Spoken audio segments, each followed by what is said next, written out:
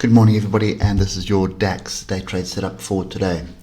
So starting off on the daily chart, and we did get a breakthrough of the moving averages, and then we've sort of had a one bar pullback. The buyers did come back in pretty much off this bit of structure here. Look to the left and you can see what that's all about. So we've had a clear break above it, and by the looks of things we've had a bit of a retest. I would have preferred a much bigger pin bar than that. To me that's a little bit confusing. No real indication of what's going on with that bar.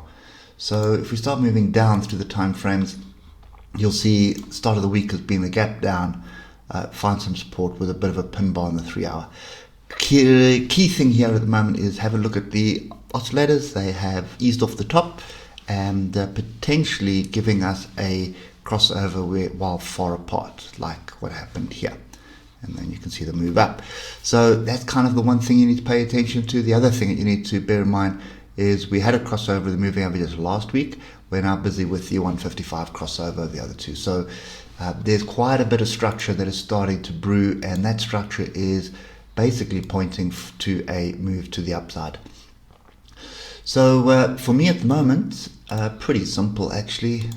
I think no real debates about what we need to be looking for. We need to watch these two levels. So this level here at 15,447, if that does not hold, there are gaps to the downside which will act as magnets, and will pretty much sort of have a bit of a deeper retracement. If we can hold this level, then I would expect to move the upside, but I'd be looking for a break of 15,500. So I need a clear break of 15,500 and retest of that, and then this top gap should be the target. So that's kind of my view at the moment. So for as long as we're between these two levels, sit on hands. If we do break below 15,447, wait for the retest type thing. I'm not really looking for the shorts. It'll be against the trend that is trying to form at the moment on all time frames. So I'd rather just wait for structure. And for example, there may be a quick squirt down to close the gap here and then a move up, or alternatively you'll see there's a bit more structure right over here. You'll see a bit of a move down into this area which would test the 155.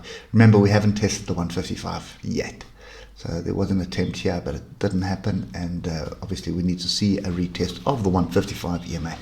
Anyway, oscillators are, if you look at the hour, moving apart as well, so that's indicating a potential big move to the downside. So here's a case for the bulls and the bears at the moment. I think 15 minutes again is probably what you want to be doing. And if you look at the 15, you can see we found some support on the 155 EMA, but moving averages are still in a bearish pattern, and the oscillators are great to the upside. So yeah, these are the two levels to pay attention to. First one, 15,500, clear, get a clear break above, find some support there, get you long. 15,447, if you see this kind of price action around there again, then I would be looking for an opportunity to buy. Alternatively, you're looking a little bit further down at 15,382. Okay, anyway, so sit on hand until that structure starts to form. Hope it helps, and we'll catch up with you tomorrow morning. Cheers for now.